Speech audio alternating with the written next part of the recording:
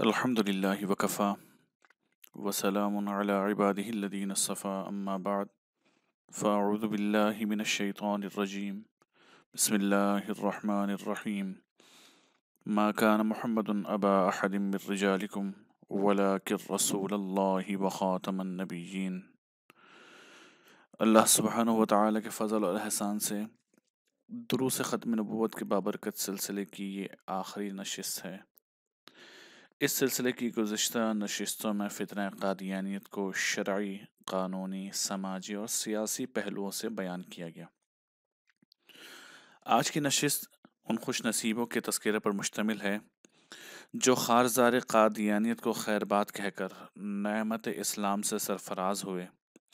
ساتھ ہی ان مبارک ہستیوں کا تذکرہ بھی ہوگا جو ختم نبوت کے تحفظ کی راہ میں اپنی جان نچھاور کر گئے۔ قادیانیت کو سمجھنے میں معاون کتابوں کے تذکرے کے ساتھ ساتھ تحفظ ختم نبوت کے سلسلے میں ہماری ذمہ داریوں کے متعلق بھی گفتگو ہوگی انشاءاللہ۔ سب سے پہلے مجاہدین ختم نبوت کے متعلق بات کرتے ہیں۔ ختم نبوت کے تحفظ کے اس عظیم مشن کے لیے راہ عشق کے مسافر راہ میں حائل تمام رکاوٹیں عشق کی ایک ہی جست میں عبور کرتے رہے ہیں۔ اگر اس راہ حق میں انہیں جان کا نذرانہ بھی پیش کرنا پڑا تو انہوں نے مسکراتے ہوئے جام شہادت بھی نوش کیا۔ ان مجاہدین ختم نبوت کا پوری امت پر احسان ہے کہ انہوں نے جہد مسلسل اور صبر آزما قربانیوں کے ذریعے آنے والی نسلوں کو دریا ارتداد میں غرق ہونے سے بچا لیا۔ آئیے ان عاشقان کے مختصر تذکرے سے اپنا لہو کرماتے ہیں۔ سب سے پہلے محافظ ختم نبوت کے سب سے پہلے محافظ سیدنا ابوبکر صدیق رضی اللہ عنہ۔ ان کو یہ شرف حاصل ہے کہ آپ جہاں پہلے صحابی رسول اور پہلے خلیفہ اسلام تھے، یعنی یہ ان کا جو ہے یہ طور امتیاز کہ آپ پہلے صحابی بھی ہیں اور پہلے خلیفہ اسلام بھی، وہاں آپ سب سے پہلے محافظ ختم نبوت بھی ہیں، جنہوں نے سب سے پہلے سرکاری سطح اور حکومتی سطح پر عقید ختم نبوت کی پاسبانی کرتے ہوئے منکرین ختم نبوت کا استحصال کیا اور مسیلمہ کذاب کو کیفر کردار تک پہنچایا۔ سب سے پہلے غازی ختم نبوت حضرت فیروز دلمی رضی اللہ عنہ۔ اسود عنسی کے ساتھ 700 جنگجو شامل ہو گئے تھے اور اس بدبخت نے چند دنوں میں پورے یمن پر قبضہ کر لیا اور اس کی قوت میں بے پناہ اضافہ ہوتا گیا۔ جب نبی اکرم صلی اللہ علیہ وسلم کو اس کی اطلاع ملی تو آپ صلی اللہ علیہ وسلم نے عاملین کو خطوط روانہ کیے جس میں اسود عنسی کو قتل کرنے کا حکم جاری فرمایا۔ چنانچہ آپ صلی اللہ علیہ وسلم کے جانثار صحابی حضرت فیروز دلمی رضی اللہ عنہ نے اس گستاخ کو قتل کر کے اپنے اوپر شفاعت محمدی صلی اللہ علیہ وسلم کو واجب کیا۔ حضرت جبرائیل علیہ السلام نے آپ صلی اللہ علیہ وسلم کو اس بات کی خبر دی تو آپ صلی اللہ علیہ وسلم نے صحابہ کرام رضی اللہ عنہم اجمعین کو ان الفاظ میں خوشخبری سنائی کہ فاز فیروز کامیاب ہو گیا۔ اسی طرح سب سے پہلے شہید ختم نبوت حضرت حبیب بن زید رضی اللہ عنہ۔ آپ کے والد زید بن عاصم رضی اللہ عنہ ان 70 بابرکت آدمیوں میں شامل تھے جنہیں بیعت عقبہ ثانیہ کا شرف اور اعزاز حاصل ہوا۔ کذاب یمامہ، یعنی یمامہ کا کذاب مسیلمہ کذاب، اس کے لوگ حضرت حبیب رضی اللہ عنہ کو پکڑ کر لے گئے۔ مسیلمہ کذاب نے حضرت حبیب رضی اللہ عنہ سے پوچھا کیا تم مجھے رسول مانتے ہو؟ تو جواب میں اس صحابی رضی اللہ عنہ نے ارشاد فرمایا میرے کان تیری اس بات کو سننے سے انکار کرتے ہیں۔ مسیلمہ نے ان کا ایک بازو کاٹنے کا حکم دیا اور جو کاٹ دیا گیا۔ مسیلمہ نے اپنا سوال پھر دہرایا مگر جواب وہی ملا۔ پھر دوسرا ہاتھ کاٹا گیا، پھر مسلمہ نے سوال دہرایا، جواب حسب سابق تھا، حتیٰ کہ ان کے جسم مبارک کے ٹکڑے ٹکڑے کر کے انہیں شہید کر دیا گیا۔ مگر ختم نبوت کے اس سب سے پہلے شہید نے جناب رسالت مآب صلی اللہ علیہ وسلم کی رسالت کے بعد کسی اور کے لیے رسالت و نبوت کا جملہ سننے کے لیے اپنے کانوں کو آمادہ نہ کیا۔ اسی طرح سب سے پہلے مجاہد ختم نبوت حضرت ابو مسلم خولانی رحمۃ اللہ علیہ، حضرت ابو مسلم خولانی رحمۃ اللہ علیہ جن کا نام عبداللہ بن ثوب ہے، اور یہ امت محمدیہ علیہ الصلوۃ والسلام کے وہ جلیل القدر بزرگ ہیں جن کے لیے اللہ رب العزت نے آگ کو اسی طرح بے اثر فرما دیا جیسے حضرت ابراہیم علیہ السلام کے لیے آتش نمرود کو گلزار بنایا تھا۔ یہ یمن میں پیدا ہوئے تھے اور سرکار دو عالم صلی اللہ علیہ وسلم کے عہد مبارک ہی میں اسلام لا چکے تھے، لیکن سرکار دو عالم صلی اللہ علیہ وسلم کی خدمت میں حاضری کا موقع نہیں ملا تھا۔ نبی اکرم صلی اللہ علیہ وسلم کی حیات طیبہ کے آخری دور میں یمن میں اسود عنسی نے نبوت کا جھوٹا دعویٰ کیا اور لوگوں کو اپنی خانہ ساز نبوت پر ایمان لانے کے لیے مجبور کیا۔ اس نے حضرت ابو مسلم خولانی رحمۃ اللہ علیہ کو بھی بلایا اور اپنی جھوٹی نبوت پر ایمان لانے کی دعوت دی۔ حضرت ابو مسلم رحمۃ اللہ علیہ نے انکار کیا۔ اس انکار پر اسود عنسی نے ایک خوفناک آگ دہکائی اور حضرت ابو مسلم رحمۃ اللہ علیہ کو اس آگ میں ڈال دیا، لیکن اللہ سبحانہ و تعالی نے ان کے لیے آگ کو بے اثر فرما دیا۔ یہ واقعہ اس قدر عجیب تھا کہ اسود عنسی اور اس کے ساتھیوں پر ہیبت طاری ہو گئی۔ انہوں نے حضرت ابو مسلم رحمۃ اللہ علیہ کو جلا وطن کر دیا۔ جب آپ رحمۃ اللہ علیہ مدینہ منورہ پہنچے تو حضرت عمر رضی اللہ عنہ نے آپ رحمۃ اللہ علیہ کو پیشانی کا بوسہ دیا، اور سیدنا صدیق اکبر رضی اللہ عنہ نے فرمایا کہ اللہ سبحانہ و تعالیٰ کا شکر ہے کہ اس نے مجھے موت سے پہلے امت محمدیہ کے اس شخص کی زیارت کرا دی جس کے ساتھ اللہ رب العزت نے سیدنا ابراہیم خلیل اللہ علیہ الصلاۃ والسلام جیسا معاملہ فرما دیا تھا۔ تو ایسے ایسے قیمتی نگینے اس امت میں گزرے ہیں۔ اگلے مجاہد پیر مہر علی شاہ گولڑوی رحمۃ اللہ علیہ۔ حضرت پیر مہر علی شاہ گولڑوی رحمۃ اللہ علیہ علم و عرفان اور شریعت و طریقت دونوں میں جامع تھے۔ قدرت نے انہیں تحفظ ختم نبوت اور فتنہ قادیانیت کی سرکوبی کے لیے بطور خاص تیار کیا تھا۔ سن 1890 میں حضرت قبلہ پیر مہر علی شاہ گولڑوی رحمۃ اللہ علیہ نے مستقل طور پر مدینہ طیبہ میں سکونت پذیر ہونے کا ارادہ کر لیا۔ انہوں نے طے کر لیا کہ میں نے اب جو ہے بقیہ زندگی مدینہ منورہ میں گزارنی ہے، لہٰذا اس غرض سے حج کا سفر کیا۔ مدینہ طیبہ میں حضور نبی کریم صلی اللہ علیہ وسلم کی بارگاہ میں حاضری کے بعد بہت خوش ہوئے کہ اب زندگی کی باقی تمام بہاریں گنبد خضرا کی ٹھنڈی چھاؤں تلے گزاریں گے۔ لیکن اسی روز حضور نبی کریم صلی اللہ علیہ وسلم پیر مہر علی شاہ رحمۃ اللہ علیہ کے خواب میں تشریف لائے اور فرمایا کہ مہر علی، ہندوستان میں مرزا قادیانی میری احادیث کو تعویل کی کینچی سے ٹکڑے ٹکڑے کر رہا ہے اور تم خاموش بیٹھے ہو۔ واپس جاؤ اور اس فتنے کا سد باب کرو۔ چنانچہ حضرت پیر مہر علی شاہ رحمۃ اللہ علیہ واپس ہندوستان تشریف لائے اور فتنہ قادیانیت کی سرکوبی کے لیے دن رات ایک کر دیا۔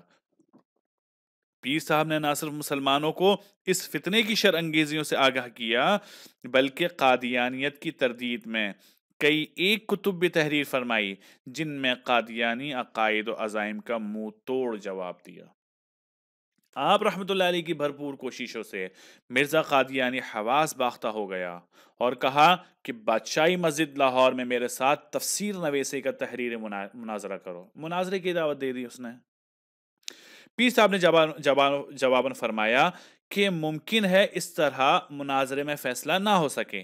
اب ایک کام کرو، ایک کاغذ پر قلم تم رکھو، ایک کاغذ پر قلم میں رکھ دیتا ہوں، جس کا قلم خود بخود لکھنا شروع کر دے وہ سچا، اور جس کا قلم پڑا رہے وہ جھوٹا۔ پھر فرمایا، معلوم تھا کہ منظور نہیں کرنا اس نے، کہ اگر یہ بھی منظور نہیں تو تم حسب وعدہ شاہی مسجد آؤ، ہم دونوں اس کے مینار پر چڑھ کر چھلانگ لگاتے ہیں، جو سچا ہوگا وہ بچ جائے گا اور جو کاذب ہوگا وہ مر جائے گا۔ مرزا قادیانی نے جواب میں اس طرح چپ سا دی کہ گویا دنیا ہی سے رخصت ہو گیا، اب جواب نہ بن پایا اس کو۔ حضرت پیر محل نشاء رحمۃ اللہ علیہ نے رد قادیانیت پر معرکۃ الآراء کتاب سیف چشتیائی بھی لکھی ہے۔ اگلے مجاہد مولانا ثناء اللہ امرتسری رحمۃ اللہ علیہ۔ حضرت مولانا ثناء اللہ امرتسری رحمۃ اللہ علیہ کا شمار ان خوش نصیب لوگوں میں ہوتا ہے جنہوں نے زندگی بھر فتنہ قادیانیت کی سرکوبی کے محاذ پر نمایاں کارنامے سر انجام دیے۔ وہ بیک وقت عیسائیوں، آریوں اور بالخصوص قادیانیوں سے مناظرے کرتے اور انہیں شکست فاش سے دوچار کرتے۔ انہوں نے قادیانیت کی تردید میں درجنوں کتابیں تحریر کی جنہیں ہر مکتبہ فکر نے سراہا۔ ان کا اپنا پرچہ ہفت روزہ اہل حدیث امرتسر سے نکلتا تھا، جس کے ابتدائی صفحات قادیانیت کی تردید کے لیے وقف تھے۔ اس کے علاوہ انہوں نے ملک بھر میں قادیانی کفریہ عقائد پر بے شمار تقریریں کی اور مباحثے کیے۔ اس سے عاجز آ کر مرزا قادیانی نے مولانا کے مرنے کی پیشگوئی بھی کی، جو کہ غلط ثابت ہوئی، اور اس سے پہلے خود مرزا ملعون جہنم واصل ہو گیا۔ حضرت مولانا نے قادیانیت کے رد میں جو کتب اور رسائل لکھے ان میں سے چند ایک کے نام آپ کی اسکرین پر: تاریخ مرزا، الہامات مرزا، نکاح مرزا، نکات مرزا، عجائبات مرزا، علم کلام مرزا، شہادت مرزا، چستانی مرزا وغیرہ۔ بہت ساری کتابیں انہوں نے قادیانیت کے رد میں لکھی۔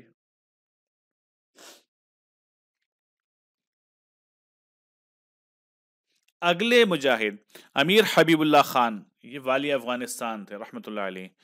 مرزا قادیانی نے جب جھوٹی نبوت کا دعویٰ کیا تو اس نے اپنی اس جھوٹی نبوت کی تبلیغ کا سلسلہ افغانستان تک پہنچا دیا۔ یہ ہم اپنی پچھلی 2-3 نشستوں میں بات کر چکے ہیں اس پر۔ چنانچہ کچھ لوگ اس کے دام فریب میں آ گئے۔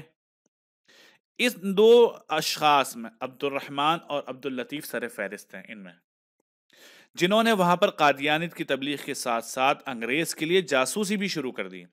عبد الرحمن خان کو امیر عبد الرحمن کے دور حکومت میں ارتداد کے جرم میں ہلاک کر دیا گیا، جبکہ عبد اللطیف کو 1903 میں امیر حبیب اللہ خان کے دور میں ارتداد کے جرم میں سنگسار کیا گیا۔ عبد اللطیف قادیان کا باشندہ تھا اور کچھ مدت تک قادیان میں مرزا قادیانیت کی صحبت میں رہ کر قادیانیت اختیار کرنے پر مرتد ہو گیا۔ چنانچہ اس کو کفری عقائد کے بنا پر موت کی سزا سنائی گئی۔ اسے کمر تک زندہ زمین میں گاڑ دیا گیا اور اس کے بعد پتھر مار مار کر ہلاک کر دیا گیا۔ یہی حال بعد میں نعمت اللہ خان قادیانی مبلغ کا بھی ہوا۔ جب مرزا قادیانی کو معلوم ہوا کہ والی افغانستان کے حکم سے میرے ماننے والوں کو قتل کیا جا رہا ہے تو اس نے والی افغانستان کو ایک لمبا چوڑا احتجاجی خط لکھا، جس کے جواب میں والی افغانستان نے صرف ایک جملہ لکھا جو فارسی میں تھا۔ لمبی چوڑی بات تو نہیں کی نا، ایک جملہ لکھا۔ کیا تھا وہ؟ کہ ای جا بیا، یعنی اس جگہ پر آؤ۔ جب یہ جواب مرزا قادیانی کو پہنچا تو اس نے خاموشی اختیار کر لی۔ مرزا قادیانی کو اس جواب کا مفہوم بخوبی سمجھ میں آ گیا تھا کہ اگر میں افغانستان گیا تو میرا حال بھی یہ میرے مبلغین جیسا ہوگا، سیدھا سنسار، جہنم واصل، دوسرا کوئی حل نہیں ایسے لوگوں کا۔ اگلے مجاہد ختم نبوت خاتم المحدثین مولانا انور شاہ کشمیر رحمۃ اللہ علیہ۔ حضرت علامہ مولانا انور شاہ محدث کشمیر رحمۃ اللہ علیہ بہت بڑے عالم، زاہد اور عابد اور سچے عاشق رسول صلی اللہ علیہ وسلم تھے۔ 1926 میں احمد پور شرقیہ بھاولپور کی ایک مسلمان عورت نے بھاولپور کی ایک عدالت میں دعویٰ کیا کہ اس کا شوہر مرزائی ہو چکا ہے، لہٰذا اس کا نکاح فسخ کیا جائے۔ ایسی غیرت مند عورت تھی ماشاءاللہ۔ اس مقدمے میں تمام مشاہیر علماء کو شہادت کے لیے عدالت میں بلایا گیا۔ جب یہ مقدمہ آخری مراحل میں پہنچا تو شیخ الجامعہ حضرت مولانا غلام محمد گھوٹوی رحمۃ اللہ علیہ، حضرت مفتی صادق رحمۃ اللہ علیہ اور تمام علماء نے استدعا کی کہ حضرت شاہ صاحب رحمۃ اللہ علیہ کا ایک علمی بیان عدالت میں ہونا چاہیے۔ شاہ صاحب رحمۃ اللہ علیہ ان دنوں خونی بواسیر کے سخت مریض تھے۔ ڈاکٹروں حکیموں نے سفر سے بالکل روک دیا تھا۔ اسی سال حج کا بھی ارادہ تھا، کمزوری بہت ہو چکی تھی، لیکن جو ہی شاہ صاحب رحمۃ اللہ علیہ کی دعوت پہنچی، آپ سفر کے لیے تیار ہو گئے۔ بھاولپور سے مفتی صادق صاحب بھی خود انہیں لینے کے لیے پہنچ گئے۔ حکیموں نے آپ کو بیماری کے پیش نظر سفر کرنے سے منع کر دیا تھا، لیکن حضرت شاہ صاحب رحمۃ اللہ علیہ نے فرمایا، اگر قیامت کے روز حضور صلی اللہ علیہ وسلم نے یہ سوال کر لیا کہ میری ختم نبوت کا مقدمہ پیش تھا، تجھے طلب کیا گیا اور تو نہیں گیا، تو میں کیا جواب دوں گا؟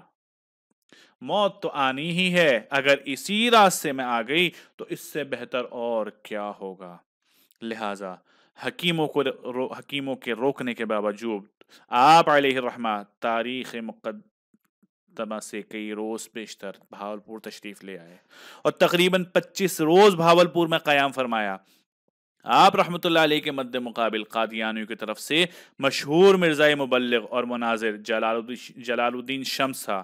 آپ نے اس پر خوب جرح کی، مگر وہ کمال ڈھٹائی اور ہٹ دھرمی کا مظاہرہ کرتا رہا اور ہر بات پر میں نہ مانوں کی رٹ لگاتا رہا۔ اس پر شاہ صاحب رحمت اللہ علیہ نہایت جلال میں آئے اور ان پر ایک عجیب و غریب وجہ طاری ہوا۔ آپ رحمت اللہ علیہ نے مرزا مبلغ کو مخاطب کرتے ہوئے کہا، جلال الدین، اگر اب بھی تمہیں مرزا قادیانی کے کفر میں شک ہے تو میرا ہاتھ میں اپنا ہاتھ دے، میں تمہیں بھری عدالت میں کھڑے کھڑے مرزا قادیانی کو جہنم میں جلتا ہوا دکھا سکتا ہوں۔ اس پر جلال الدین شمس پر سکتہ طاری ہو گیا اور وہ کچھ نہ بول سکا۔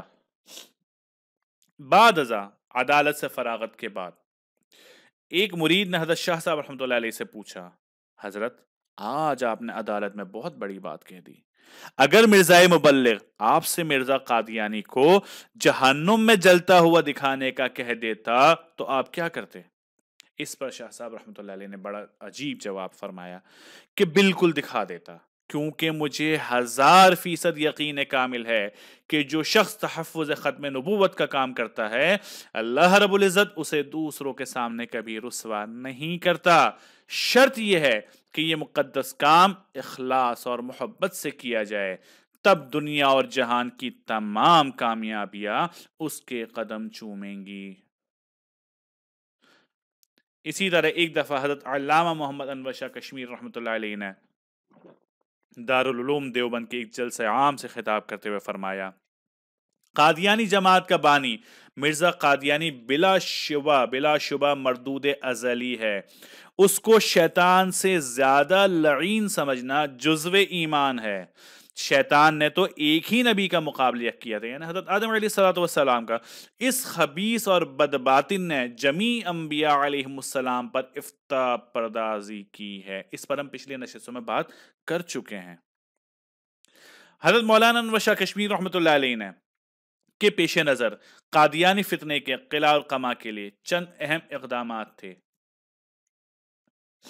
اس فتنے کی ملعونیت اور خباثت اس طرح اجاگر کی جائے کہ مرزا قادیانت اور مرزائیت کا لفظ بجائے خود ایک گالی بن جائے، یعنی ان کے پیش نظر کچھ اقدامات تھے کہ کر لیے جائیں تو یہ فتنہ اپنی موت آپ مر جائے گا، جس کے لیے انہوں نے کہا کہ اس ملعونیت اور خباثت کو لوگوں کے سامنے اس طرح روشناس کرایا جائے، پیش کیا جائے کہ یہ مرزائیت لفظ قادیانت خود گالی بن جائے، یعنی کسی کو قادیانی بولو تو وہ خود سمجھے کہ وہ مجھے گالی دے رہا ہے، حتیٰ کہ خود قادیانی بھی اپنے آپ کو مرزائی یا قادیانی کہلانا عار اور شرم کا باعث اور موجب سمجھے۔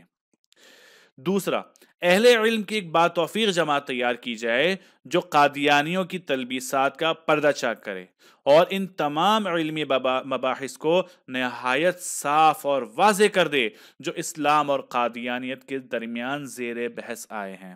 تیسرے، دعوت و تبلیغ اور مباحثہ اور مناظرے کے میدان میں ایسی پیش قدمی کی جائے کہ حریف پسپا ہونے پر مجبور ہو جائے اور اسے ہر گلی کوچے میں مسلمان کو للکارنے کی جرت نہ ہو۔ چوتھا، رد قادیانیت اور تحفظ ختم نبوت مسلمانوں کا ایک مستقل مشن بن جائے، تاکہ جہاں کہیں قادیانیت کے طاغوتی جراثیم پائے جائیں وہاں ختم نبوت کا تریاق مہیا کیا جا سکے۔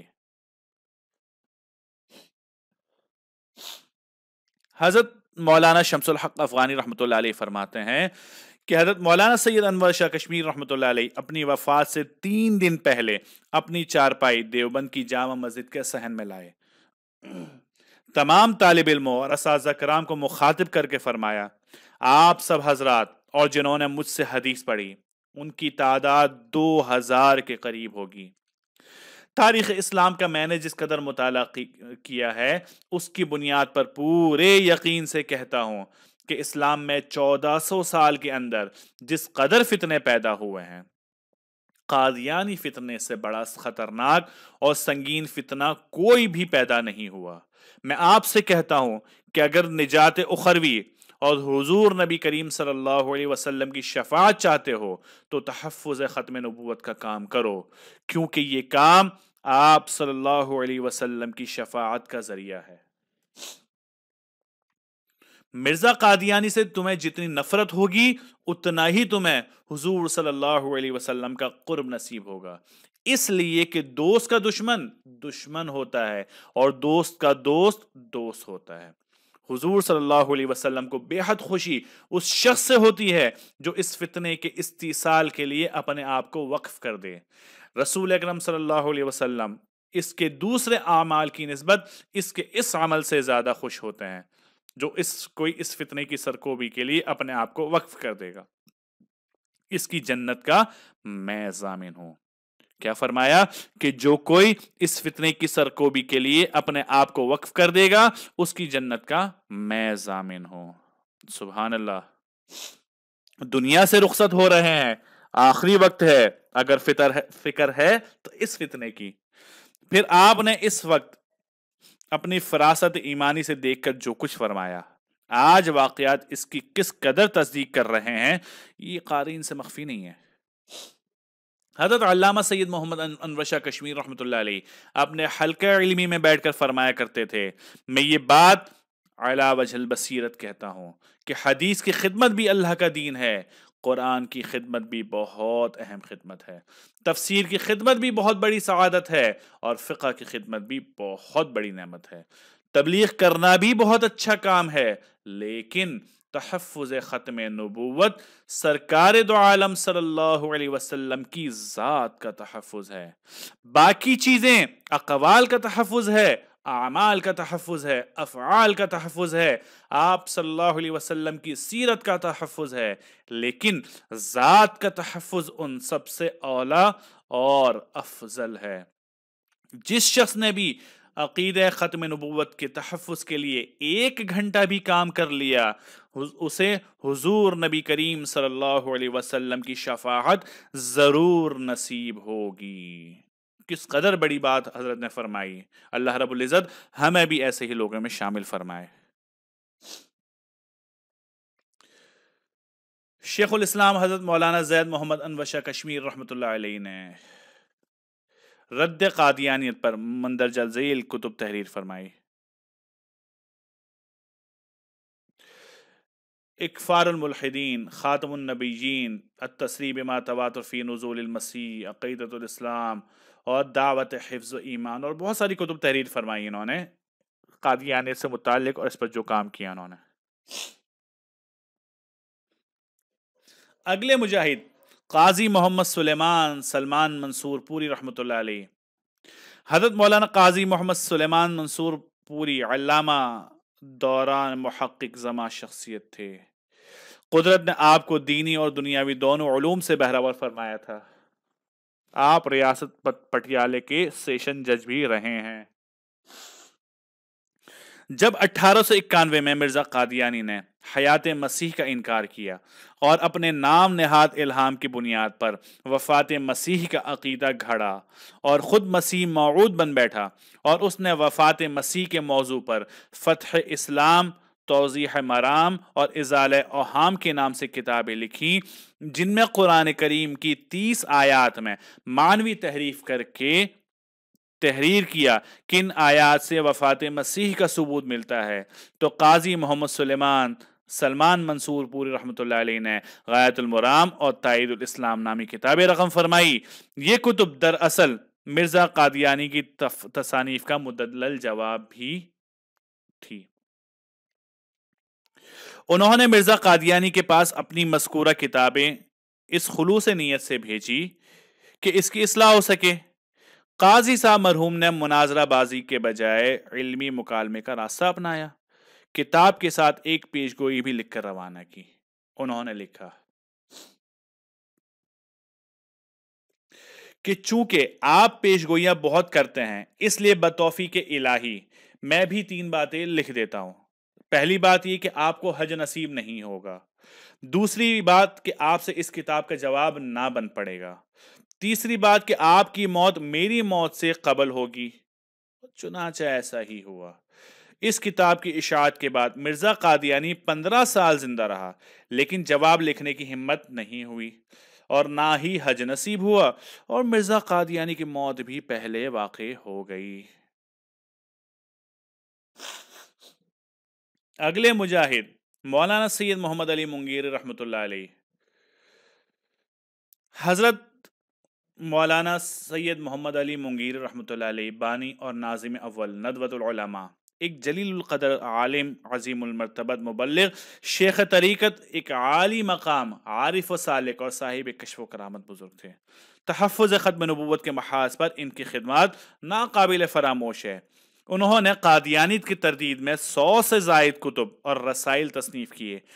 انہوں نے تحفظ ختم نبوت کے کام کو وقت کا افضل ترین جہاد قرار دیا۔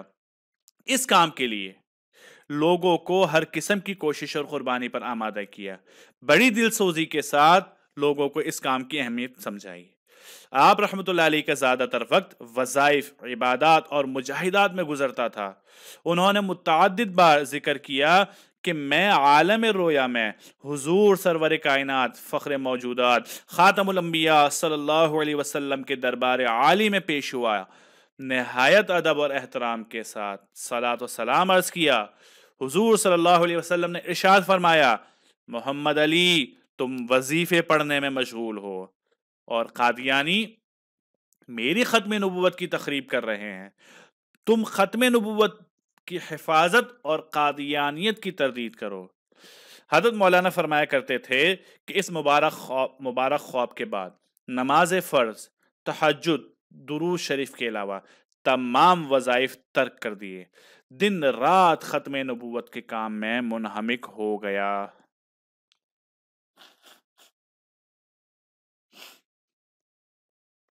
اسی درمیان یہ واقعہ بھی پیش آیا کہ مراقبے میں حضرت مولانا رحمۃ اللہ علیہ کو یہ القاء ہوا کہ یہ گمراہی یعنی قادیانیت تیرے سامنے پھیل رہی ہے اور تو ساکت ہے۔ اگر قیامت کے دن باز پرس ہو گئی تو کیا جواب دو گے؟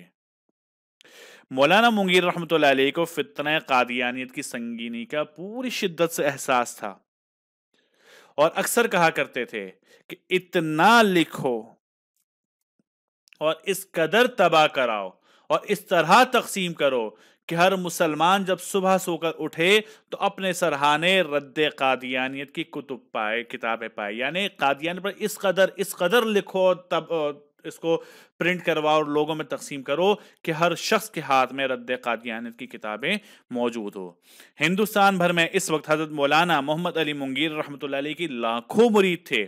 ایک دفعہ آپ رحمۃ اللہ علیہ نے فرمایا، اعلان فرمائیے کہ میرا ہر مرید اپنے اپنے علاقے میں تحفظ ختم نبوت کا تحفظ اور فتنہ قادیانیت کی سرکوبی کے لیے دن رات کام کرے۔ دنیا اور آخرت میں کامیابی کے لیے یہ کام سب سے بڑا مقبول اور مجرب وظیفہ ہے۔ میرا جو مرید تحفظ ختم نبوت کے کام میں سستی یا غفلت برتے گا وہ میری بیعت سے خارج سمجھا جائے گا۔ سبحان اللہ، کیا ہی جذبات ہیں ان حضرات کے۔ اگلے مجاہد امیر شریعت سید عطا اللہ شاہ بخاری رحمۃ اللہ علیہ۔ امیر شریعت سید عطا اللہ شاہ بخاری رحمۃ اللہ علیہ ایک عالم بعمل، بے باک اور نڈر، اور محبت رسول صلی اللہ علیہ وسلم کی دولت سے مالا مال ایک خوبصورت شخصیت کے مالک تھے۔ شاہ جی بلا شبہ بر صغیر پاک و ہند کے سب سے بڑے خطیب تھے۔ ان کی پوری زندگی تحفظ ختم نبوت میں گزری۔ اس مقدس مشن کی خاطر بقول خود ان کی آدھی زندگی जेल में और आधी रेल में गुजरी। मौलाना कारी मोहम्मद हनीफ साहब मुल्तानी अपनी एक तकरीर में फरमाते हैं कि मैं हज के लिए मक्का मुकर्रमा गया। मेरी मुलाकात एक वलीउल्लाह मौलाना खैर मोहम्मद साहब रहमतुल्लाह अलैह से हुई, जो भावलपुर में रहते थे। उन्होंने फरमाया कि सारा दिन अपने हाथों से काम करते और शाम को तालिब इल्मों को हदीस पढ़ाया करते थे। मौलाना खैर मोहम्मद साहब रहमतुल्लाह अलैह ने फरमाया कि मैंने ख्वाब में देखा कि बैतुल्लाह का तवाफ हो रहा है। हजरत आदम अलैहिस्सलातु वस्सलाम तवाफ कर रहे हैं, हजरत खलीलुल्लाह अलैहिस्सलातु वस्सलाम तवाफ कर रहे हैं, हजरत कलीमुल्लाह अलैहिस्सलाम तवाफ कर रहे हैं, हजरत ज़बीहुल्लाह अलैहिस्सलाम, हजरत याकूब अलैहिस्सलाम, हजरत यूसुफ अलैहिस्सलाम और हजरत अय्यूब अलैहिस्सलाम मौजूद हैं। अंबिया किराम अलैहिमुस्सलाम की एक बड़ी जमात तवाफ कर रही है और पीछे पीछे सैयद अताउल्लाह शाह बुखारी रहमतुल्लाह अलैहि भी चल रहे हैं। मौलाना खैर मोहम्मद साहब रहमतुल्लाह अलैह फरमाते हैं कि मैंने पूछा कि शाह जी, ये मर्तबा कैसे मिला, अंबिया कराम अलैहिमुस्सलाम के साथ बैतुल्लाह का तवाफ, अजीब। तो शाह जी रहमतुल्लाह अलैह फरमाने लगे कि बस अल्लाह ताला ने यूं करीमी फरमा दी कि अताउल्लाह, तुमने मेरे महबूब सल्लल्लाहु अलैहि वसल्लम की खत्म नबुव्वत की के लिए जिंदगी जेल में काट दी, मुसीबतों और दुखों में गुजार दी। अब नबियों के साथ तवाफ की सआदत हासिल कर। सुभान अल्लाह। हजरत मौलाना मोहम्मद अली जालंधरी ने फरमाया कि हजरत मौलाना रसूल खान, जो पाकिस्तान के बहुत बड़े मुहद्दिस और उस्ताजुल अनाम, इन्होंने फरमाया कि मैंने ख्वाब में देखा हजरत सल्लल्लाहु अलैहि वसल्लम जमात सहाबा कराम रज़ियल्लाहु अन्हुम अजमईन में तशरीफ फरमा है। हुजूर पाक सल्लल्लाहु अलैहि वसल्लम की खिदमत में एक दस्तार मुबारक लाई गई। हजरत सल्लल्लाहु अलैहि वसल्लम ने जनाब सिद्दीक अकबर रज़ियल्लाहु अन्हु को हुक्म दिया, उठो और मेरे बेटे अताउल्लाह शाह के सर पर बांध दो। मैं इससे खुश हूं कि इसने मेरी खत्म नबुव्वत के लिए बहुत सारा काम किया। सुभान अल्लाह। मौलाना फरमाया करते थे कि आपने खुद या और किसी सहाबी को हुक्म क्यों ना दिया, यानी खुद आप सल्लल्लाहु अलैहि वसल्लम इसको दस्तार को बांध देते, या किसी और सहाबी को हुक्म क्यों ना दिया कि बुखारी साहब के सर पर दस्तार बांध दो, बल्कि हजरत अबू बकर सिद्दीक रज़ियल्लाहु अन्हु को हुक्म क्यों दिया। ये इस तरफ इशारा करना मकसूद था कि सबसे पहले खत्म नबुव्वत का तहफ़्फ़ुज़ मुसैलिमा कज़्ज़ाब के ज़माने में हज़रत सिद्दीक़ अकबर रज़ियल्लाहु अन्हु ने किया था। अब पाकिस्तान में मुसैलिमा पंजाब का मुकाबला और खत्म नबुव्वत का तहफ़्फ़ुज़ बुखारी साहब ने किया। गोया खत्म नबुव्वत का एक मुहाफिज दूसरे मुहाफिज को दस्तार बंदी करा दे। एक मौके पर अपने बेटे अबू जर बुखारी को डांटते हुए फरमाया, आखिर हुआ ही क्या है, यही ना कि तुम्हारी अम्मा और बहन के सामने पुलिस वालों ने बदजबानी की, गालियां बकी। नबी करीम सल्लल्लाहु अलैहि वसल्लम की खत्म नबुव्वत के तहफ़्फ़ुज़ के लिए इससे भी ज्यादा बदसलूकी होती तो हमारी सआदत होती।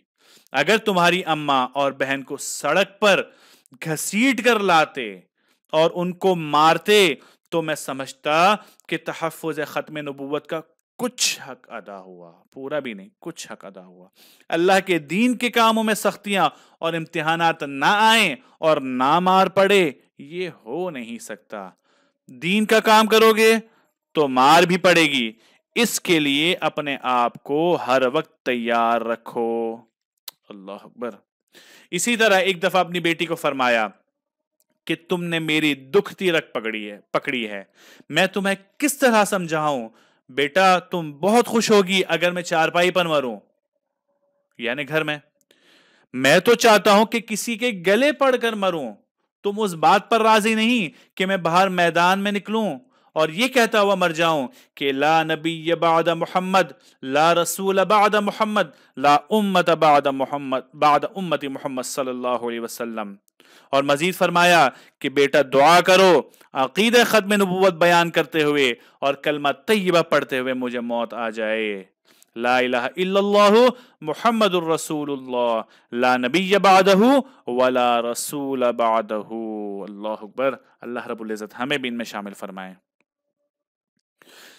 تحریک ختم نبوت 1953 کی اندوہناک پسپائی کے بعد، اس کے متعلق ہم پیچھے پڑ چکے ہیں پچھلی نشست میں، لاہور کے ایک جلسہ عام میں خطاب کرتے ہوئے فرمایا کہ میں قیامت کے دن حضور خاتم النبیین صلی اللہ علیہ وسلم کی بارگاہ میں حاضر ہو کر دست بست عرض کروں گا کہ یا رسول اللہ صلی اللہ علیہ وسلم، میرے ماں باپ آپ پر قربان ہو، جھوٹے مدعی نبوت مسیلمہ کذاب کے خلاف جنگ یمامہ میں شہید ہونے والے خوش نصیبوں کا مقصد صرف اور صرف آپ صلی اللہ علیہ وسلم کی ختم نبوت کا تحفظ تھا۔ اسی طرح 1993 کی تحریک ختم نبوت میں شہید ہونے والوں کا مقصد بھی صرف اور صرف آپ صلی اللہ علیہ وسلم کی ختم نبوت کا تحفظ تھا۔ لہذا یا رسول اللہ صلی اللہ علیہ وسلم، میں آپ سے عرض کرتا ہوں کہ تحریک ختم نبوت 1953 میں شہید ہونے والوں کو بھی یمامہ کے شہداء کے ساتھ ایک ہی صف میں کھڑا کریں، کیونکہ دونوں کا مقصد ایک ہی تھا۔ پھر شاہ جی رحمۃ اللہ علیہ نے فرمایا، مجھے امید کامل ہے کہ میرے نانا، میرے پیارے آقا اور مولا میری درخواست کو شرف قبولیت ضرور بخشیں گے۔ وقت کی کمی ہے، بہت ساری شخصیات اور ہیں جن کو بیان کیا جا سکتا ہے، لیکن حقیقت یہ ہے کہ ان مجاہدین کے مفصل اور مکمل تذکرے کے لیے پورے کے پورے دفتر کے دفتر بھی ناکافی ہے۔ تو یہیں پر ہم ان عظیم مجاہدین کے تذکرے کو روکتے ہیں اور آگے بڑھتے ہیں۔ مرزا قادیانی نے جب اپنے خود ساختہ الہامات کی بنیاد پر براہین احمدیہ لکھنا شروع کیا، اس نے کتاب لکھنا شروع کی نا براہین احمدیہ، تو اس کے رد عمل میں ہر مکتب فکر کے اہل نظر علماء نے اس پر تنقید اور تردید کی۔ جب ان الہامات نے ترقی کرتے ہوئے مسیحیت اور مہدویت اور نبوت کی منازل طے کی، یعنی کبھی تو مسیح ہونے کا دعویٰ کیا، تو کبھی مہدی ہونے کا دعویٰ کیا، کبھی نبی ہونے کا دعویٰ کیا، اور ان افوات اور تعویلات کا تومار باندھا، تو ہر مکتب فکر کے علماء نے تحریر، تقریر اور مناظرہ اور مباحثے کے ذریعے اس فتنے کی سرکوبی میں بھرپور کردار ادا کیا، جس کے نتیجے میں ایک عظیم کتب خانہ وجود میں آیا جس کی مثال اس سے پہلے انسانی تاریخ میں نہیں ملتی۔ ان تمام کتابوں کے صرف نام ذکر کرنے کے لیے مستقل کتابیں لکھی گئی، یعنی اتنی کتابیں لکھ دی گئی کہ ان کتابوں کے صرف نام لکھنے کے لیے بڑی بڑی کتابیں لکھی گئی۔ یہاں پر سہولت کے لیے صرف چند کتابوں کی نشاندہی کی جاتی ہے، جیسے کہ ہم نے پہلی نشست میں بات کی تھی کہ آخر میں ہم چند اہم ترین کتب کا ہم تھوڑا سا تعارف کروائیں گے کہ جن کا مطالعہ شدید ضروری ہے، اشد ضرورت ہے کہ عوام اور علماء اور طلباء ان کتاب کا مطالعہ ضرور کریں۔ سب سے پہلی کتاب ختم نبوت کامل، حضرت مفتی محمد شفیع عثمانی صاحب رحمۃ اللہ علیہ نے اس کتاب کو تالیف فرمایا۔ بانی دارالعلوم کراچی، مفتی اعظم پاکستان حضرت مولانا مفتی شفیع رحمۃ اللہ علیہ، انہوں نے اپنے استاد شیخ الاسلام حضرت مولانا شبیر احمد عثمانی رحمۃ اللہ علیہ اور حضرت مولانا سید مرتضی حسن چاندپوری رحمۃ اللہ علیہ کے ارشاد پر مسئلہ ختم نبوت پر یہ مفصل کتاب ختم نبوت تحریر فرمائی۔ یہ کتاب 3 حصوں پر مشتمل ہے۔ پہلا حصہ ختم النبوت فی القرآن ہے، جس میں تقریباً 100 آیات قرآنی سے رسول اکرم صلی اللہ علیہ وسلم کی ختم نبوت کو ثابت کیا گیا۔ دوسرا حصہ ختم النبوت فی الحدیث، جس میں اسی مضمون کو رسول کریم صلی اللہ علیہ وسلم کی 200 احادیث سے ثابت کیا گیا۔ اور تیسرا حصہ ختم النبوت فی الآثار ہے، جس میں اجماع امت اور سینکڑوں آثار اور اقوال صحابہ اور تابعین و ائمہ مجتہدین و علماء اسلام سے رسول اکرم صلی اللہ علیہ وسلم کی ختم نبوت کا ثبوت پیش کیا گیا۔ بڑی زبردست کتاب ہے یہ کتاب، ہر مسلمان کے مطالعے میں ضرور ہونی چاہیے، انشاءاللہ اس فتنے کو سمجھنے میں بہت زیادہ آسانی ہوگی۔ اگلی کتاب آئینہ قادیانیت، وفاق المدارس العربیہ، پاکستان کے اکابر حضرات نے موضوع کی اہمیت اور نزاکت کے پیش نظر عقیدہ ختم نبوت کو داخل نصاب کرنے کی تجویز پیش کی اور طے پایا کہ جدید اسلوب میں عقیدہ ختم نبوت اور تردید قادیانیت کے لیے 30 سوال مرتب کیے گئے۔ پھر میر کارواں حضرت مولانا خواجہ خان محمد رحمۃ اللہ علیہ کے حکم پر شاہین ختم نبوت حضرت مولانا اللہ وسایہ نے بڑی محنت سے ان سوالات کے جوابات مرتب کیے جو آئینہ قادیانیت کے نام سے شائع کیے گئے۔ ضرور مطالعہ کرنا چاہیے اس کتاب کا۔ اگلی کتاب مسئلہ ختم نبوت اور سلف صالحین۔ قادیانیت دجل و فریب کا دوسرا نام۔ چونکہ قادیانیت کوئی مذہب نہیں بلکہ ایک فتنہ ہے، اس لیے اس کو ثابت کرنے کے لیے دلائل اور براہین تو ان حضرات کے پاس ہے نہیں، لے دے کے مرزا کے خود ساختہ الہامات اور لنگ ترانیاں ہی ہے، لیکن ان کے بلبوتے پر قادیانیت کی حقانیت کو ثابت نہیں کیا جا سکتا۔ لہذا قادیانی حضرات نے اپنی حقانیت کو ثابت کرنے کے لیے قرآن و حدیث اور اکابرین امت کے اقوال اور عبارات کو تحریفات سے آلودہ کرنا شروع کر دیا اور ان کو خود ساختہ معانی پہنائے اور مسلمانوں کو گمراہ کرنے کی سعی نامشکور کی۔ اس سلسلے کی کڑی قادیانیوں کے روزنامہ الفضل کا خاتم النبیین نمبر بھی ہے۔ یہ 27 جولائی 1952 میں شائع ہوا، جس میں حسب عادت انہوں نے صحابہ کرام رضی اللہ عنہم اجمعین اور بزرگان دین پر الزام لگایا کہ وہ عقیدہ اجرائے نبوت میں العیاذ باللہ قادیانی حضرات کے ساتھ، یعنی صحابہ کرام بھی جو اجرائے نبوت کے قائل تھے معاذ اللہ۔ حضرت مولانا نافع رحمۃ اللہ علیہ نے اکابرین امت کا دفاع کرتے ہوئے قادیانیوں کے دجل و فریب کو واضح کیا، جو مسئلہ ختم نبوت اور سلف صالحین کے نام سے شائع ہوا۔ اگلی کتاب مرزا غلام احمد قادیانی اپنے کردار، حالات اور پیش گوئیوں کے آئینے میں ہے۔ عوام الناس آیات اور احادیث کی علمی بحثوں سے واقف نہیں ہوتی، ظاہر سی بات ہے ان کا میدان نہیں، جس کا فائدہ اٹھاتے ہوئے قادیانی مبلغین عوام الناس کو گمراہ کرتے ہیں۔ لہٰذا عوام الناس کے لیے آیات اور احادیث کی علمی بحثوں میں پڑھنا درست نہیں، بلکہ ان علمی بحثوں میں جانے کے بجائے پہلے اس مدعی پر گفتگو کی جائے کہ وہ صادق اور راست باز ہے یا نہیں، یعنی پہلے اس کی شخصیت پر گفتگو کرنی چاہیے، اس مرزا ملعون کی، پھر قرآن کی آیات اور حدیثوں پر غور کرے کہ وہ کس دعوے کی اجازت دیتے ہیں اور کس بات کو ناممکن ٹھہراتے ہیں۔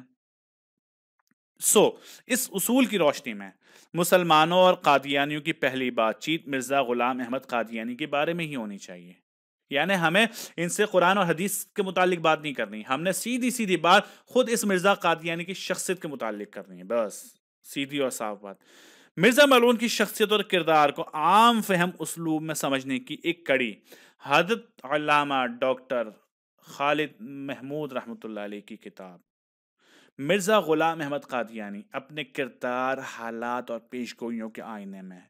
یہ کتاب ہر مسلمان کو اور خاص کر قادیانی قوم کو ضرور پڑھنی چاہیے، تاکہ وہ انہیں پتہ چلے کہ جس مردود کو وہ نبی ہونے کا مقام دیتے ہیں وہ مردود ایک عام انسان کہلانے کے لائق نہیں ہے، چہ جائے کہ آپ اس کو نبی کا درجہ دو، جانوروں سے بدتر ترین شخص ہے جس کو یہ لوگ نبی مانتے ہیں۔ تو یہ کتاب ہر مسلمان خاص کر قادیانی قوم کو پڑھنے کی ضرورت ہے۔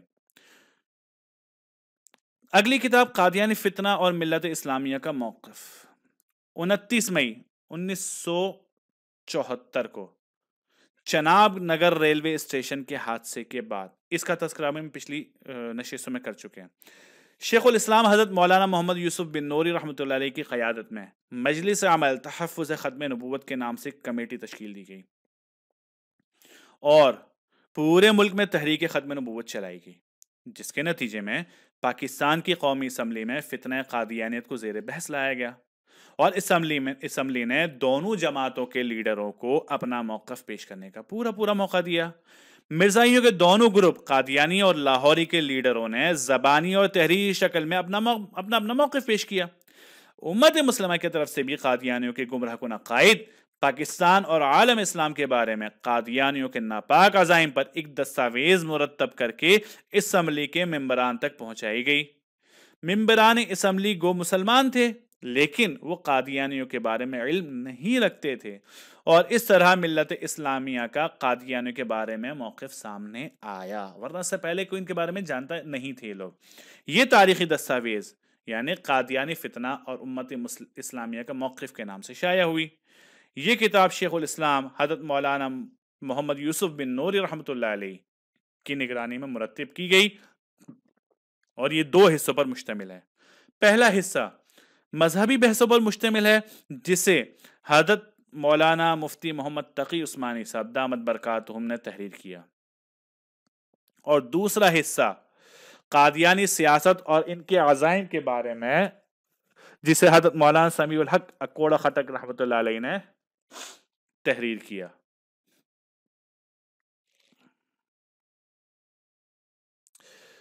اگلا عنوان ہمارا بقول شاعر: جب کھل گئی بطالت پھر اس کو چھوڑ دینا، نیکوں کی ہے یہ سیرت، راہ خدا یہی ہے۔ ایمان کی دولت انسان کی سب سے قیمتی متاع ہے، اور یہ صرف و صرف اللہ رب العزت کی عطا کرتا ہے۔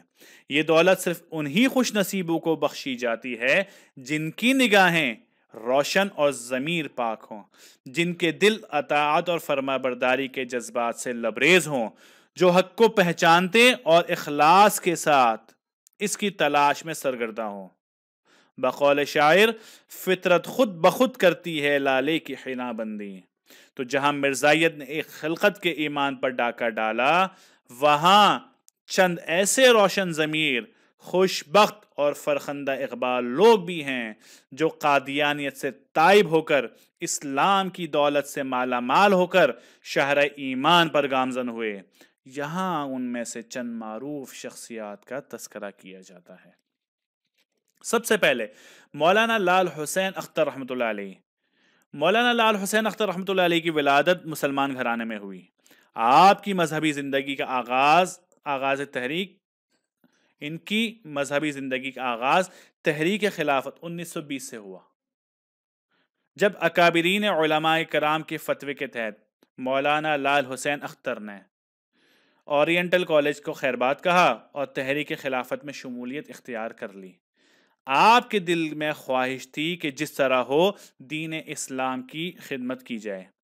ایک موقع پر لاہوری مرزائیوں نے اپنی جماعت کے کارناموں کو بڑھا چڑھا کر پیش کیا، مرزا ملعون کی اسلامی خدمات کے افسانے سنائے، اور مرزائیوں کے عقائد کو اہل سنت والجماعت کے مطابق بتایا، اور یہ کہ مرزا ملعون نے نبوت کا دعویٰ نہیں کیا، اس طرح کی جھوٹی داستانیں سنائی۔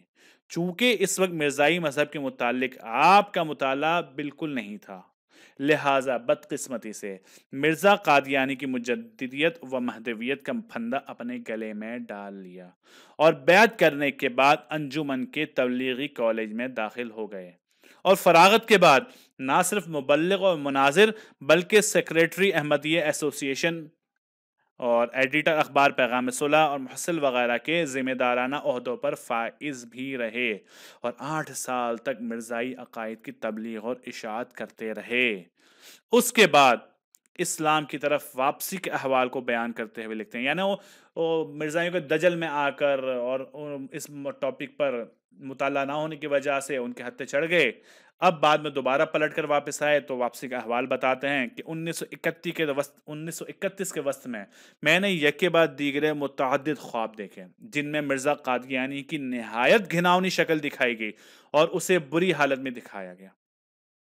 ان خوابوں کی کثرت سے متاثر ہو کر فیصلہ کیا کہ مرزا قادیانی کی محبت اور عداوت دونوں کو بالائے طاق رکھ کر اور ان سے صرف نظر کرتے ہوئے مرزائیت کے صدق اور کذب کو تحقیقات کی کسوٹی پر رکھنا چاہیے، یعنی بالکل نیوٹرل ہو کر میں مطالعہ کرنا شروع کرتا ہوں اور دیکھتا ہوں کہ کیا درست ہے، اور اپنا حاصل مطالعہ بیان کرتے ہوئے لکھتے ہیں کہ خدائے واحد اور قدوس کو حاضر ناظر سمجھتے ہوئے یہ اعلان کر دینا اپنا فرض سمجھتا ہوں کہ میں نے مرزا قادیانی کی محبت اور عداوت کو چھوڑ کر اور خالی اس ذہن ہو کر اس کی اپنی مشہور تصنیفات اور قادیانی اور لاہوری ہر دو فریق کی چیدہ کتابوں کو جو مرزا کے دعووں کی تائید میں لکھی گئی تھی 6 ماہ میں نظر غائر سے بطور ایک محقق پڑھا، اور علماء اسلام کی تردید مرزائیت کے سلسلے میں چند کتابیں مطالعہ کی۔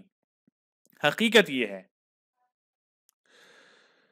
کہ جتنا زیادہ میں نے مطالعہ کیا اتنا ہی مرزائیت کا کذب مجھ پر واضح ہوتا گیا، یہاں تک کہ مجھے یقین ہو گیا کہ مرزا قادیانی اپنے دعوی الہام، مجددیت، مسیحیت، نبوت وغیرہ میں جھوٹا اور کذاب تھا۔ میں اس نتیجے پر پہنچا کہ حضور رسالت مآب صلی اللہ علیہ وسلم آخری نبی ہیں اور حضرت مسیح علیہ الصلوۃ والسلام آسمان پر زندہ ہے، وہ قیامت سے پہلے ہماری دنیا میں بحیثیت امتی واپسی تشریف لائیں گے، اور اس کے بعد تو مولانا قادیانیت کے لیے شمشیر بے نیام ثابت ہوئے۔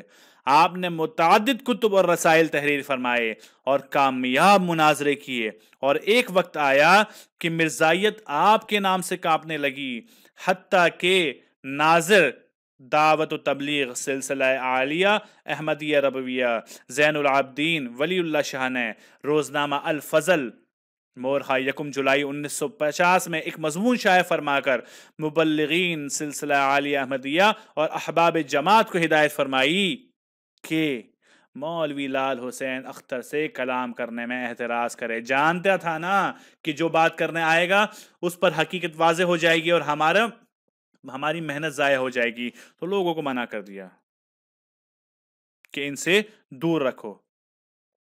چنانچہ ساہیوال کے جلسے مورخہ 6 جون 1950 میں لال حسین اختر، مولانا لال حسین اختر رحمۃ اللہ علیہ نے مبلغین کو مخاطب کرتے ہوئے بار بار فرمایا، کیا کہا؟ آؤ مناظرہ کر لو، تم مذہبی جماعت نہیں ہو، تم سیاسی جماعت ہو، اور ہمارا مضمون ہے کہ قادیانی کافر تھا، انگریز کا جاسوس تھا، دجال تھا، کذاب تھا، گونگا شیطان تھا۔ اگر نہ آؤ تو تمام فرشتوں کی لعنت، آسمان کی لعنت، زمین کے بسنے والوں کی لعنت۔ میں اللہ پاک کی قسم کھا کر کہتا ہوں کہ اگر مرزائی مقابلے پر آئے تو دن کے تارے نہ دکھائے تو لال حسین اختر نہیں۔ کوئی مرزائی میرے سامنے بول نہیں سکتا، اگر سامنے آیا تو ناطقہ بند ہو جائے گا۔ اس قدر زبردست انداز میں مبلغین کو یہ للکارتے رہے۔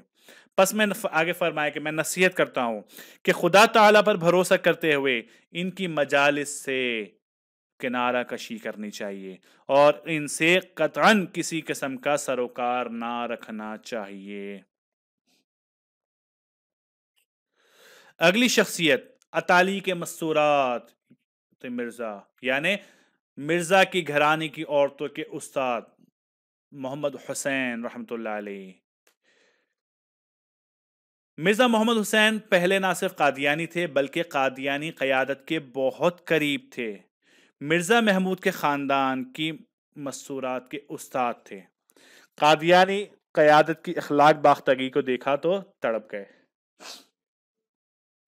مذہب کے نام پر اس حرام کاری اور حرام خوری کو برداشت نہ کر سکے۔ غیرت و حمیت کے پیش نظر قادیانیت پر 3 حرف بھیج کر مسلمان ہو گئے، اور قادیانیت کو خیر بات کہنے کی روداد بیان کرتے ہوئے لکھتے ہیں کہ جب راز کا پردہ چاک ہوا تو مؤلف کے اوسان اور حواس جواب دے گئے۔ ایک رات میں مؤلف کے سر کے بال غائب ہو گئے۔ یہ حالت جسم تک محدود نہ رہی، مؤلف کے دل کے نشیمن سے طائر ایمان پرواز کر گیا، اور مؤلف چند روز تک دہریت کی اژدہا کا لقمہ بن کر رہ گیا۔ ان اسباب کی بنیاد پر مرزا محمد حسین رحمۃ اللہ علیہ نے قادیانی مذہب پر 3 حرف بھیج کر ہلکا بگوش اسلام ہوئے اور اپنے مشاہدات کو فتنہ انکار ختم نبوت سے قلم بند کیا۔ بقول شاعر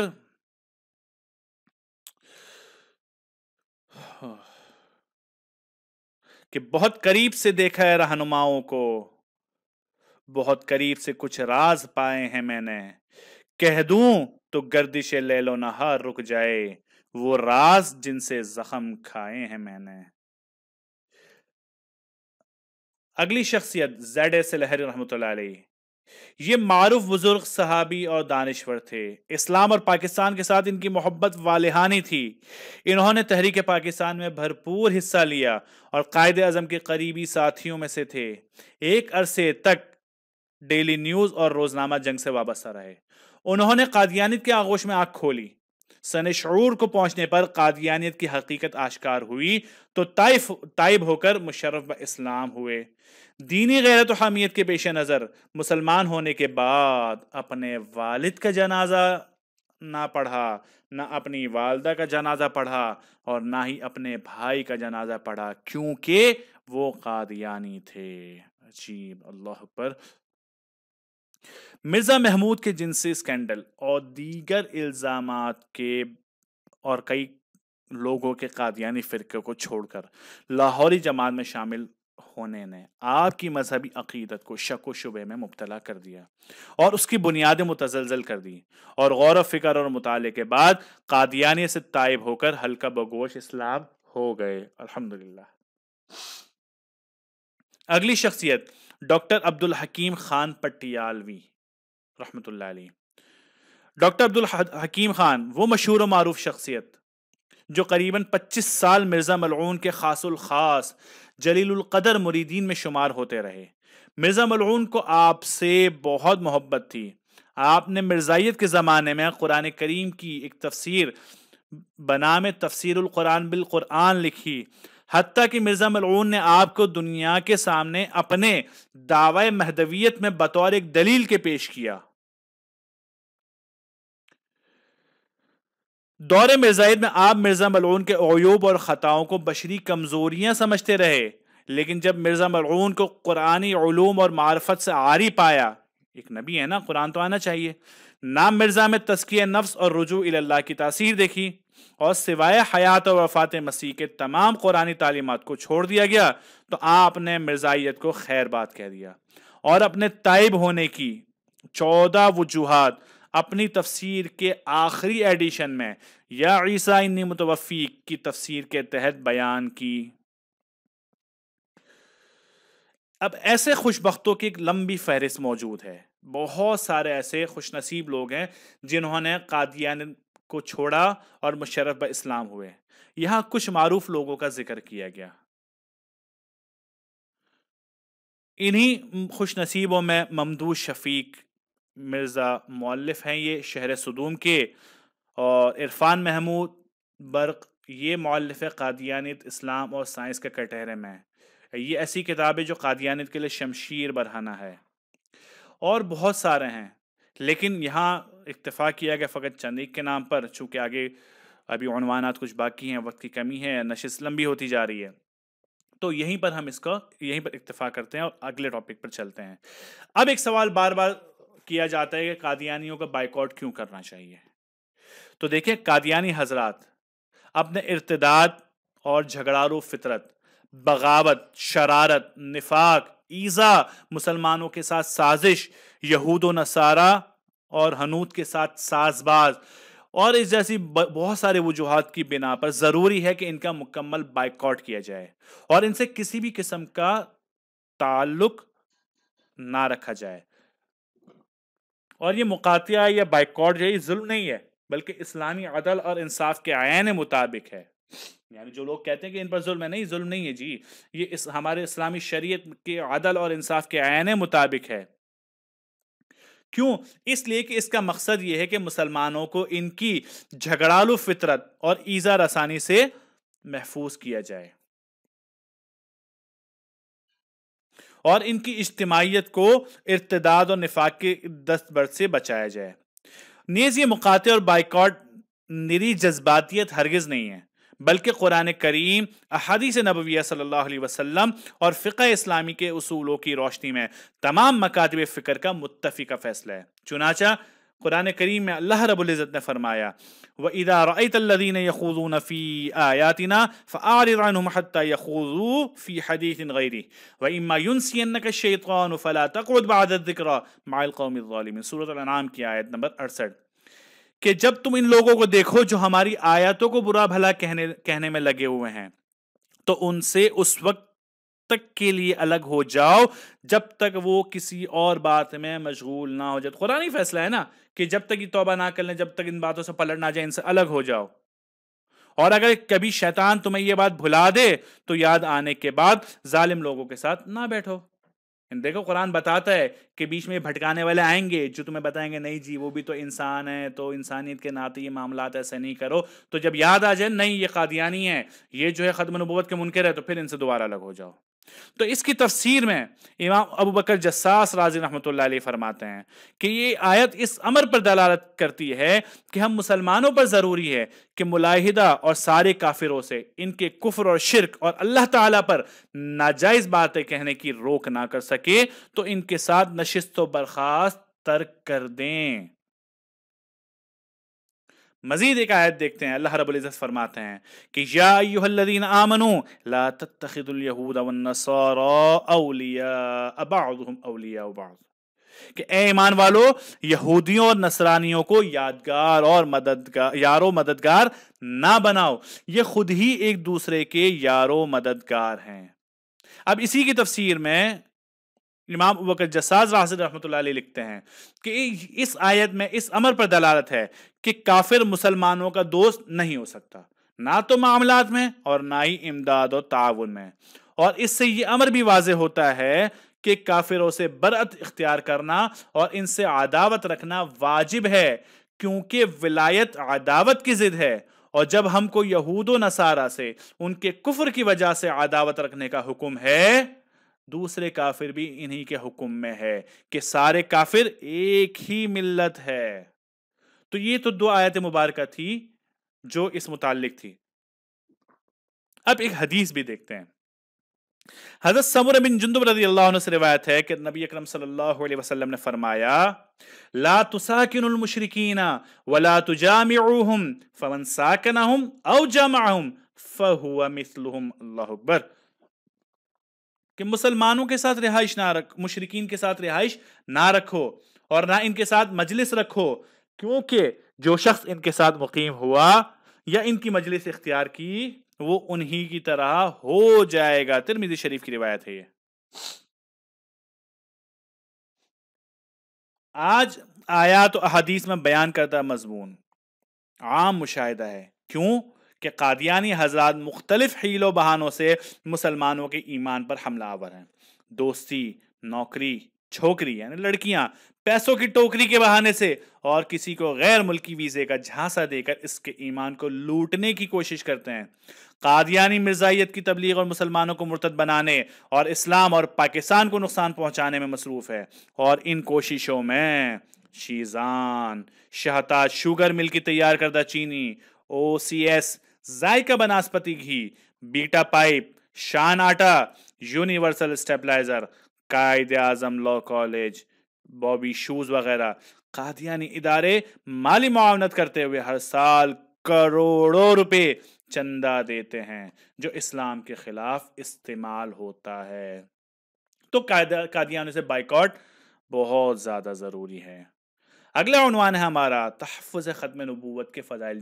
اتنی ساری نشست ہم نے پڑھ لی ہے، اتنا کچھ سیکھ لیا ہے، تو سوال یہ ہے نا کہ جو ختم نبوت کا تحفظ کرے گا تو کیا فضیلتیں ہیں؟ تو بقول شاعر مٹا دے اپنی ہستی آج ناموس محمد پر صلی اللہ علیہ وسلم، یہ نکتہ ہے مسلمان کی حیات جاودانی کا۔ تحفظ ختم نبوت کا کام شفاعت محمدی صلی اللہ علیہ وسلم کے حصول کا بہترین ذریعہ ہے۔ قادیانیوں کو شیطان سے زیادہ لعین سمجھنا جزو ایمان ہے، اور اس فتنے کا استیصال جہاد بالسیف سے کم نہیں۔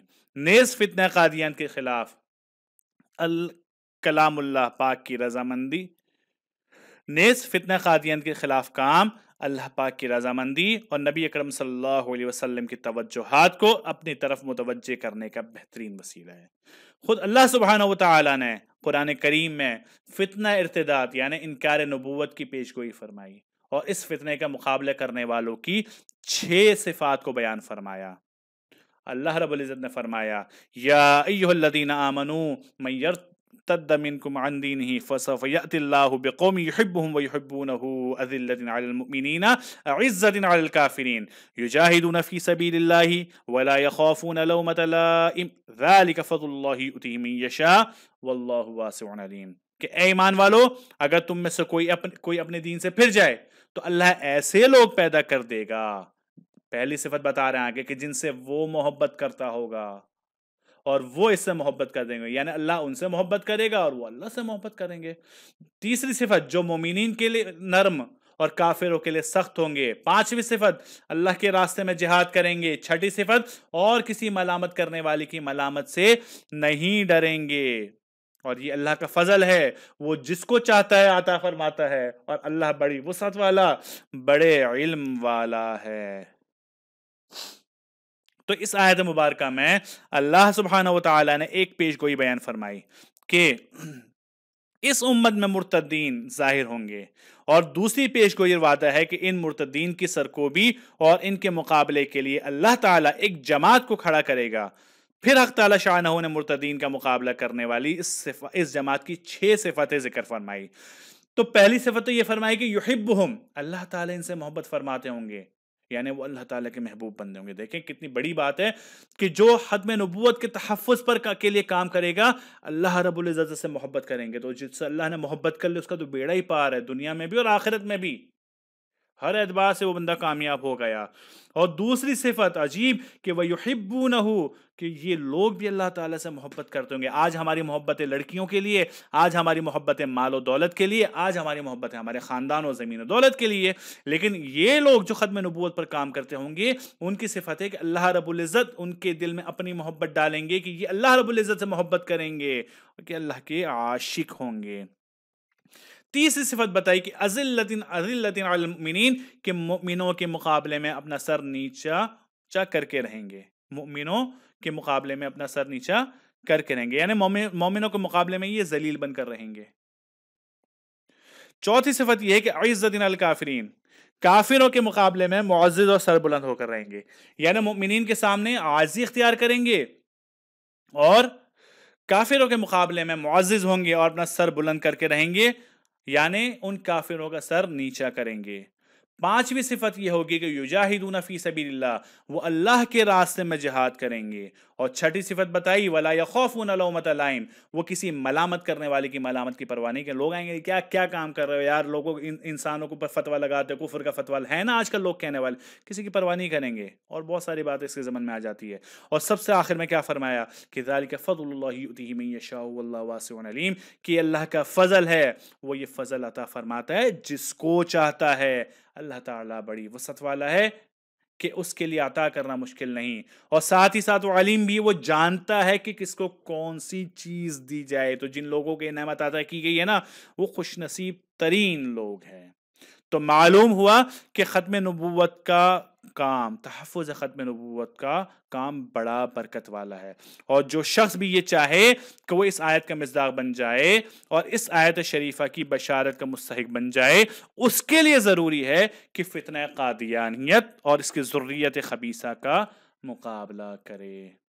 آخر میں کچھ چند باتیں کہ تحفظ ختم نبوت اور ہماری ذمہ داریوں سے متعلق، کہ بقول شاعر غلامان محمد کو سدا بیدار رہنا ہے، ہمیں ختم نبوت پر بہت ہوشیار رہنا ہے۔ بڑا مکار ہے دشمن، بڑا مکار دشمن ہے، پلٹ کر وار کرتا ہے، بدل کر بھیس فتنوں سے ہمیں دوچار کرتا ہے۔ ہمیں افضال ہاتھ میں لیے تلوار رہنا ہے، غلامان محمد کو سدا بیدار رہنا ہے۔ تو قادیانی جماعت پہلے دن سے پوری طاقت کے ساتھ ختم نبوت پر حملہ آور ہے۔ حضور نبی کریم صلی اللہ علیہ وسلم کی شان اقدس میں بے شمار گستاخیوں پر مشتمل لٹریچر باقاعدگی کے ساتھ شائع ہو رہا ہے۔ حکومتی ایوانوں میں قادیانی گماشتے ملت اسلامیہ کو ختم کرنے اور شمع اسلام کو بجھانے کے لیے کوشاں ہیں۔ کبھی قادیانی افراد کو وزیر و مشیر بنایا جا رہا ہے، کبھی حج فرم سے ختم نبوت کی شک کو ختم کرنے کی سازش کی جا رہی ہے، کبھی انتخابی فارم میں کلیریکل غلطی کی جاتی ہے، تو کبھی قادیانیوں کو اقلیتی کمیشن میں شامل کرنے کی کوشش کی جا رہی ہے۔ اور سب کے باوجود ہمارا حال یہ ہے کہ ہم خاموش تماشائی بنے ہوئے ہیں، خواب غفلت کے مزے لوٹ رہے ہیں، اور ہماری یہ خاموشی باطل کے حوصلوں کو مزید بڑھاتی ہے، کیونکہ ہماری خاموشی دراصل ہماری غیرت اور حمیت کا تھرمامیٹر ہے۔ بقول علامہ اقبال رحمۃ اللہ علیہ کہ مگر یہ راز آخر کھل گیا سارے زمانے پر، کہ حمیت نام ہے جس کا گئی تیمور کے گھر سے. آج ہر مسلمان ختم نبوت کے معاملے پر ٹھنڈا برف ہو کر بیٹھا ہوا ہے. ٹھہریے، غور کیجئے کہ شافی محشر محمد مصطفیٰ صلی اللہ علیہ وسلم کی عزت و نافوس کے تحفظ کے لیے ہم کب بیدار ہوں گے؟ اسلام کی غیرت اور لاج کے لیے کب متحرک ہوں گے؟ عقیدہ ختم نبوت پر پے در پے ہونے والے حملوں سے بچاؤ کے لیے کب میدان کارزار میں اتریں گے؟ نبی اکرم صلی اللہ علیہ وسلم اور اہل بیت عظام کی بے حرمتی اور ان کی عزتوں کو پامال کرنے والے بدبختوں کے خلاف کب ایک آہنی دیوار بن کر کھڑے ہوں گے؟ یاد رکھیے، جس جگہ رسول اللہ صلی اللہ علیہ وسلم کی ختم نبوت پر ڈاکہ زنی ہو رہی ہو، وہاں ختم نبوت کی تحفظ کرنا آپ کا فرض عین ہے. اس سے ذرا سا بھی اعراض کرنا خود کو نبی اکرم صلی اللہ علیہ وسلم کی شفاعت سے محروم کرنے کے مترادف ہے. اور خدا نہ خواستہ اگر اب بھی ہم اپنا حصہ ڈالنے کے لیے آمادہ نہ ہوئے تو بقول شاعر، توہین رسالت پہ اے مسلم تیری خاموشی، کیا محبت شاہ لالوک صلی اللہ علیہ وسلم کا معیار یہی ہے؟ ایسا تو نہیں کہیں. آخر میں سب سے اہم سوال یہ کہ ہمیں کیا کرنا چاہیے. اتنی ساری نشستیں ہم کر چکے، سارا کچھ پڑھ چکے، تو اب آخری سوال یہ کہ ہمیں کیا کرنا چاہیے. تو اگر آپ عالم دین ہیں تو عقیدہ ختم نبوت کے تحفظ اور فتنہ قادیانیت کے سرکوبی کے محاذ پر بھرپور علمی اور عملی کام کریں. اور اگر آپ ادیب اور صحافی ہیں تو اپنے قلم اور کالم سے اور مضامین لکھ کر ختم نبوت کا تحفظ اور قادیانی سازشوں کو بے نقاب کریں. اگر آپ وکالت کے پیشے سے وابستہ ہیں یا جج ہیں تو عدالت کے ایوانوں میں اپنی تمام صلاحیتوں کو بروئے کار لاتے ہوئے قادیانی کیسوں کی بلا معاوضہ پیروی کرتے ہوئے عدالتوں میں قادیانیوں کے کفری عقائد اور عزائم کو واشگاف کریں اور شریعت کے عین مطابق انصاف پر مبنی فیصلوں کو یقینی بنائیں. اور اگر آپ کا تعلق قانون نافذ کرنے والے اداروں سے ہے تو اپنے علاقے میں قادیانیوں کو آئین، قانون اور اعلیٰ عدالتی فیصلوں کا پابند بناتے ہوئے انہیں شعائر اسلام کی توہین کرنے سے باز رکھیں.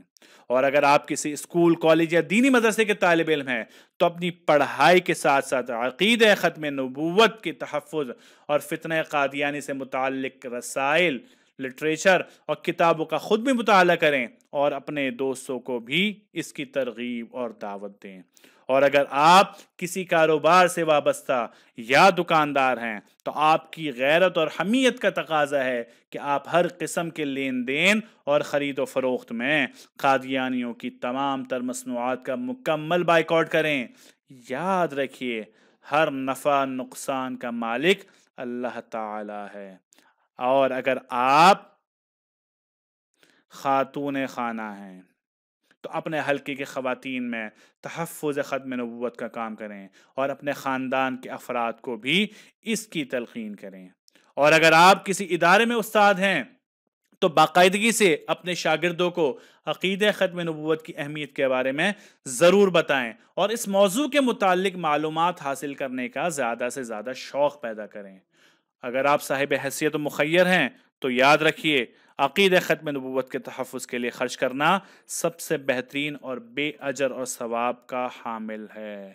اگر آپ کسی فیکٹری، آفس یا مل وغیرہ میں کام کرتے ہیں تو آپ فارغ وقت میں اپنے ساتھیوں کو اس مسئلے سے آگاہ کریں اور انہیں تحفظ ختم نبوت کے ایمان افروز واقعات اور مزہ ملعون کی خرافات سے آگاہ کریں. اور اگر آپ صاحب اقتدار ہے تو یاد رکھیے، یہ عہدہ اور منصب آپ کے پاس اللہ سبحانہ و تعالی کی امانت ہے. اور بقول مولانا احمد علی لاہوری رحمۃ اللہ علیہ، یہ عہدے کوئی چیز نہیں، خدا سے اپنا معاملہ درست رکھو. آج کسی کا ہارٹ فیل ہو جائے تو قبر میں اگر پوچھا گیا کہ ختم نبوت کے لیے کیا کیا تھا تو کیا جواب دو گے؟ وہاں تو قادیانیوں کی دوستی کام نہیں آئے گی، وہاں مرزائیوں کی حمایت کام نہیں آئے گی. حکومتی عہدیداروں کو سمجھ لینا چاہیے کہ اگر مرزائیوں کی حمایت کرو گے تو قبر جہنم کا گڑھا بنے گی. اللہ رب العزت حفاظت فرمائے. بقول شاعر، صفحہ کونین سے حرف غلط ہو جاؤ گے تم نے شورش کی اگر ختم نبوت سے دغا۔ آخر میں اللہ تعالیٰ سے دعا ہے کہ دروس ختم نبوت کے اس بابرکت سلسلے کو محض اپنے فضل، اپنی بارگاہ میں شرف قبولیت عطا فرمائے، تمام سننے والوں کو تحفظ ختم نبوت کے لیے قبول فرمائے، اور ان دروس میں کسی بھی طرح حصہ لینے والے افراد کی کاوشوں کو قبول فرما کر ان کے درجات کی بلندی کا سبب بنائے، اور ہمیں بھی محافظین ختم نبوت میں شامل فرمائے، اور روز محشر شافی محشر حضرت محمد مصطفیٰ صلی اللہ علیہ وسلم کی شفاعت نصیب فرمائے، آمین یا رب العالمین۔ اور امید کرتے ہیں کہ انشاءاللہ اگلی نشست، ویسے تو یہ دروس ختم ہو چکے ہیں لیکن چونکہ بہت زیادہ مطالبہ اس بات کا آ رہا ہے کہ ان تمام 11 دروس کا ایک خلاصہ، مختصراً خلاصہ، تقریباً 1 گھنٹے کا خلاصہ ایک نشست میں بیان کیا جائے تاکہ بات کو سمجھنے میں مختصراً آسانی ہو جائے۔ تو انشاءاللہ کوشش کرتے ہیں کہ اگلے ہفتے ایک کلاس مزید کر لیتے ہیں اس کے لیے، اور تمام نشستوں کا خلاصہ اس میں ہم انشاءاللہ پیش کرتے ہیں۔ دعا ہے جو بھی کچھ ہوا، جو بھی کچھ نشستیں ہوئی، جتنی ترتیب بنی، اللہ رب العزت اپنے دربار میں قبول فرمائے اور نبی اکرم صلی اللہ علیہ وسلم کی شفاعت نصیب فرمائے، آمین۔ وآخر دعوانا ان الحمد للہ رب العالمین۔